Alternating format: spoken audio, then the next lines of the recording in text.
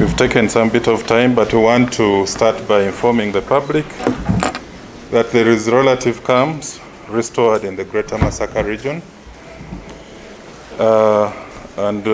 It's important to let the public know that as we talk now, there is relative peace and security restored in the two Greater Masaka districts of Lwengo and Masaka.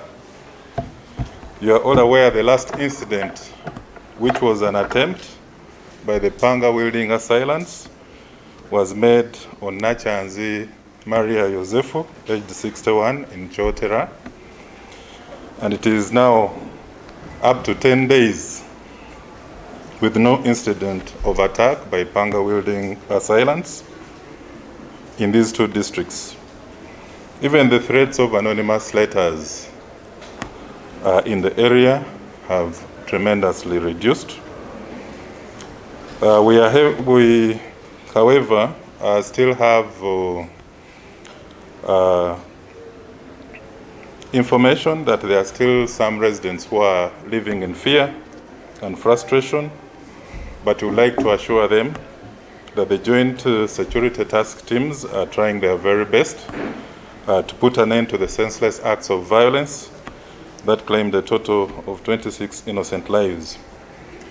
The investigations still continue, and additional 4 suspects, who include Kabuye Faizo, 27, Tamale Frank, 32, Musumba Bernard, 22, and Kilenga Badril, 47, were charged to court last Friday for the alleged murder of Kayemba.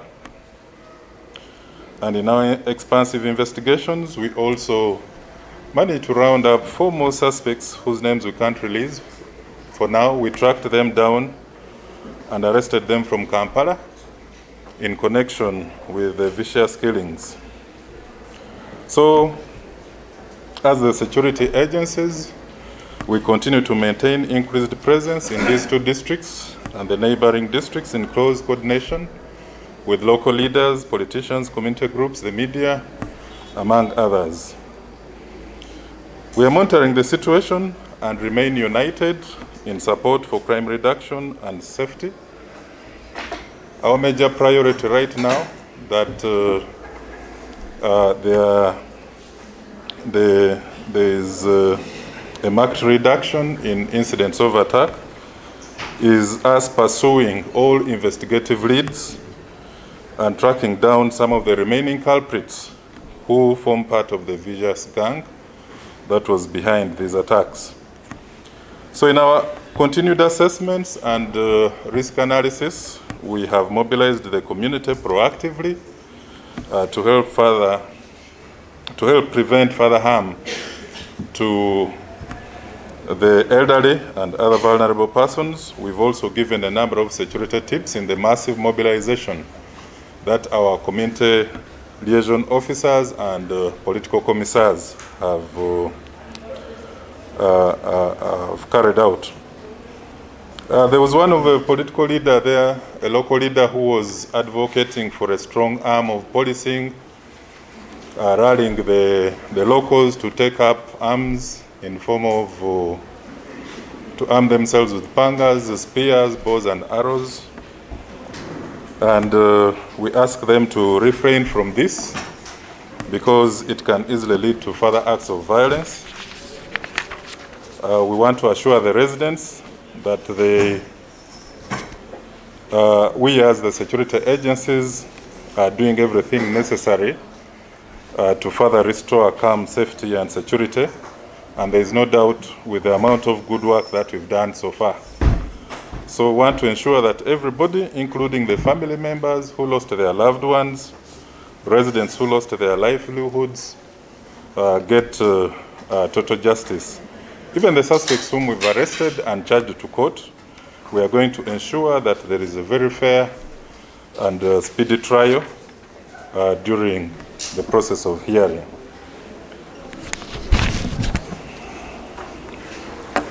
Just like our counterparts, you all remember very well that the late Haji Bulaimu Mwanga Chibirige, BMK, who was buried yesterday, was a friend of the police. That police booth, which is at Wampeo, and even helped us in coordinating security on the other side of Nakumat. So for us, he was a friend of the police, and we want to pay tribute to the family. He will be remembered for being a good friend to the entire police fraternity. He was very law-abiding and supportive of our community policing activities. May his soul rest in eternal peace. Now, yesterday, there was a lot going on regarding an incident which happened in Moroto, where there was a complaint of threatening violence from one called Lorika Matthew, after his worship, the Chief Magistrate Kapchorwa Teko Lokeris Godfrey drew a pistol and pointed it towards him following an argument at Mount Moroto Hotel. The investigations do continue. His worship, the Chief Magistrate, was bonded. But of course, we also come out strongly because when you look at the manner in which he was handled at our police station at Moroto, it was quite disturbing and unfortunate. As an organization, we expect the highest level of professionalism and customer care from every police officer in the course of their duties. So much as the other criminal case is being investigated, but we are also looking at the manner in which our police officers handled him after fully subduing him at the police counter, and we believe that these ones will be handled disciplinarily. We have noticed a dramatic spike in violence against border riders, and which has led to a number of aggravated robberies of borders and the subsequent murders of these riders. During the week, a total of 6 murders related to borders occurred, and this is quite worrisome. So we want to come out and caution our colleagues in the border sector to be very vigilant and cautious in the course of their duties. For instance, on the 4th of this month, we registered a case of disappearance of a businessman that later turned out to be an aggravated robbery and murder. The victim was identified as Masengere Vincent, a 35-year-old businessman of Machete, Chambala Parish, Bukulula in Kalungu. He was last seen on the 31st of August after he hired a motorcycle registration number UER 410R from Segawa Michael to enable him proceed to the bank at Masaka and withdraw savings for the village circle amounting to 10 million shillings. We believe somebody learned about that trip, and he was actually waylaid. It is until after 5 days, that is on the 4th of September, that the body was discovered with the deep cut wounds on the head at Kabale Bugonzi, and the motorcycle was also abandoned near the scene, which means the clear motive was theft of cash, 10 million. We are investigating that matter. Then again, on the 7th of September, that is within the week, our police in Katugo, Nakasongola, registered a murder case of a suspected border rider. Up to now, we've not gotten the true identification of the suspect, as his documents were removed. When we visited the scene, we found that it's true he was a border rider, and upon examination, he had a deep stab wound at the left side of the neck, which means he was attacked from the back. We got an empty toolbox bag, a wire lock, and then the motorcycle was missing, which means it was robbed. Again, on the 11th of this month, our police in Masaka recovered the body of Mukasa Joseph, a 40-year-old border rider of Chibuloka, Chijabwemi, Chimanya in Masaka. The body was found abandoned in a bush at Chabumba, Buunga in Masaka, and an exhibit of a hammer was also recovered at the scene, but the motorcycle was robbed. That very day, a second incident of aggravated robbery and murder of the motorcycle of Mawanda Kuzaifu, a 20-year-old border rider, took place at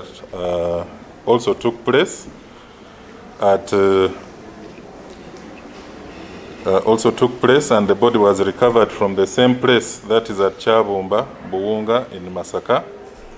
The motorcycle was actually robbed, and then an additional 2 incidents were registered in Chenjojo, where 2 bodies of borders were found in Matiri Forest Reserve in Chenjojo district. It includes that of Chaligonza Patrick of Kagadi Road Stage, a resident of Chirogo LC1. The body was dumped in the forest, and the motorcycle UFA 559C was robbed. In addition, another border rider, identified as Aliguma Mande alias James, a 22-year-old border rider of Chirogo LC1, was also hacked to death, and the motorcycle registration number UFD 231B, Bajaj red in color, was robbed. You remember at one time we had countered this kind of crime when we raided most of these shops in downtown Ndeva, Narukolongo, that were facilitating and glorifying these robberies because they were providing ready market. We've put out intelligence because these are atrocities that will not be tolerated. Our Directorate of Crime Intelligence, with where our flying squad is, have been dispatched to Chenjojo, where the crime, which is more of a hotspot, as well as Kalungu and Masaka. These are other hotspots in the theft and attacks against borders. But we also want to urge border riders to be vigilant. Like in most cases, these robbers come up with very luring trips over long distance, over isolated places like during the forests, very early in the morning, that is during very ordinary hours. So they need to be suspicious of persons who really come up with very lucrative trips, and they should really avoid isolated areas like Matiri Forest in Chenjojo. It is an area that gives opportunity for attacks, and you can't easily get rescue. So it needs for them to coordinate across all border stages so that at least their movements can be well monitored. During the week we had 2 gruesome murders. Gruesome murders of separate 2-year-old female juveniles by mentally ill mothers. This is an incident. These incidents are quite painful. One happened in Buikwe and another one in Luwero, where 2 separate gruesome murders by mothers upon their children occurred. For instance, on the 6th of this month at Chisala village, Buikwe, one Nachanzi Rachel, a 30-year-old mother, picked her 2-year biological daughter, identified as Chiza Sylvia, took her to the grandmother's house where she slit her throat using a knife. We managed to arrest Nachanzi Rachel, but upon examination she was found to be of unsound mind and further transferred to Butabika. Within the same week, on the 10th, a similar report was registered in Wobulenzi, that is at Bukolwa, Gwafa, Katikamu, where one only identified as Yudaya, 30-year-old, picked a hoe and cut her 2-year-old daughter to the neck, killing her instantly. That is Winnie Mercy. You can, from these incidents, you can note that there is an acute, we face an acute mental health crisis in many parts of the country, and this is exacerbated by domestic challenges and other related challenges faced by such victims. Udaya was also taken to Butabika. But however, we've tasked the child and family protection officers to work closely with the psychiatrists for early warning signs of mental illness and the local council one persons. Remember, these are 2-year-old children who have a right to life, survival, and well-being. So ending their lives as early as that is quite painful. So for any life-threatening situations, we ask the public to call on the toll-free line for our Child and Family Protection Unit at Police Headquarters, that is on 0800 199 195. I repeat, 0800 199 195. Or they can even ring the head of that unit on UTL line 0718 792 417. We also have an additional incident which occurred here in the city. A double incident of aggravated defilement on a 15-year-old girl victim by security guards. This incident happened at around 11 p.m. That is along Market Street Plaza in Nakasero, where a 15-year-old female juvenile who vends tea and coffee in the evening. That was, she continued to sell tea to some of those people who work during ordinary hours in town. That is 11 p.m. And as she approached the two security guards, that is respectively Otieno Kusein of Security Group Africa and his colleague Tazania Vincent of Protectorate SPC.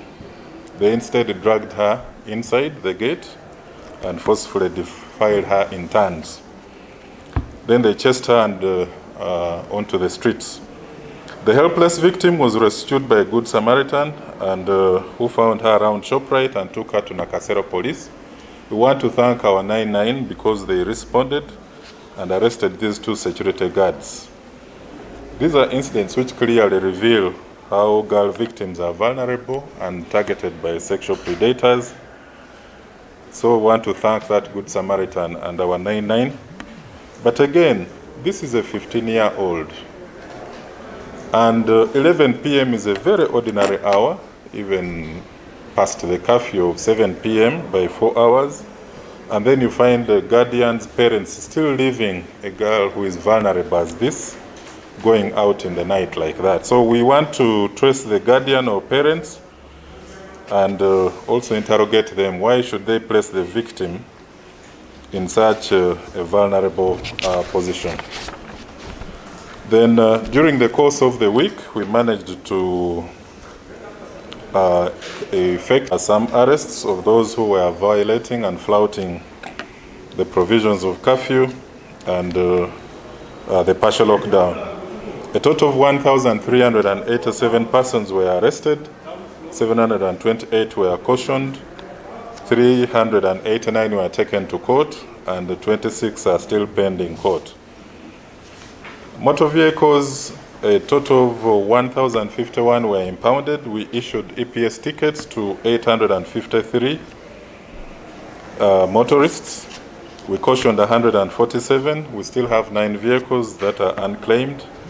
We also impounded 4,067 motorcycles, including border borders, out of which 2,859 were issued with EPS tickets, 796 riders were cautioned.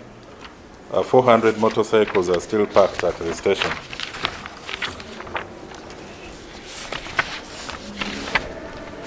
Generally, those are the few areas of interest. We can do Uganda, then we get the questions, and then we wind up.